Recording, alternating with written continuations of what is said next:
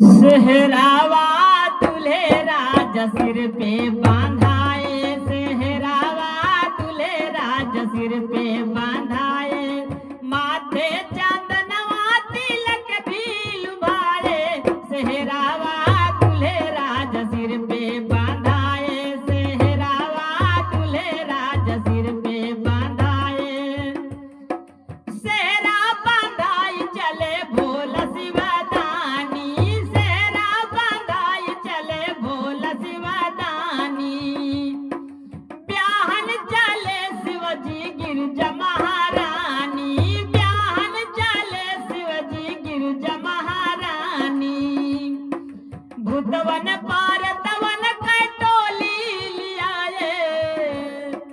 भूतवन पारतवन कटोली लियाए, सेहरावा तुले राजा सिर पे सजाए, सेहरावा तुले राजा सिर पे सजाए, भूतवन पारतवन कटोली लियाए, सेहरावा तुले राजा सिर पे सजाए, सेहरावा तुले राजा सिर पे सजाए।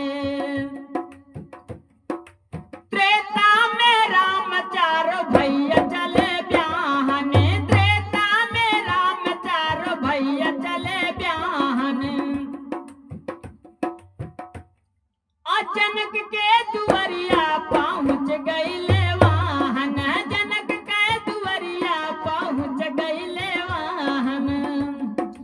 चारो भैया संगवे में भंवरी घुमाए,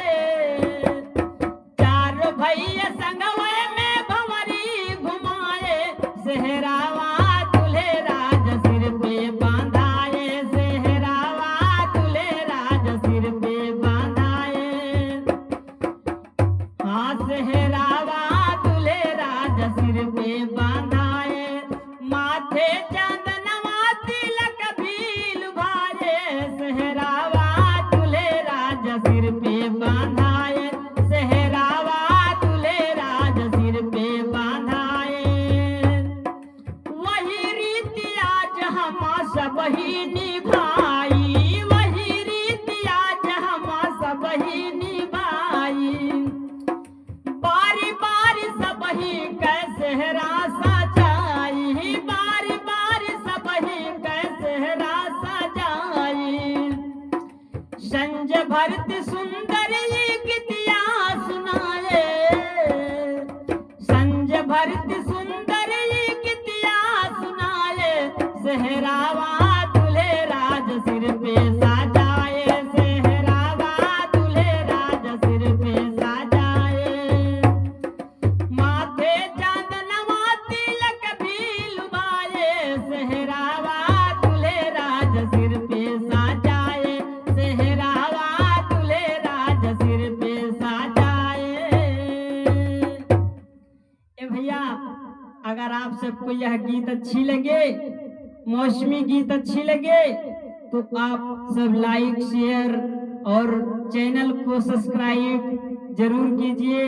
ताकि इसी तरह के नए नए लेटेस्ट गीत वीडियो आप तक मैं भेजता रहूं और आप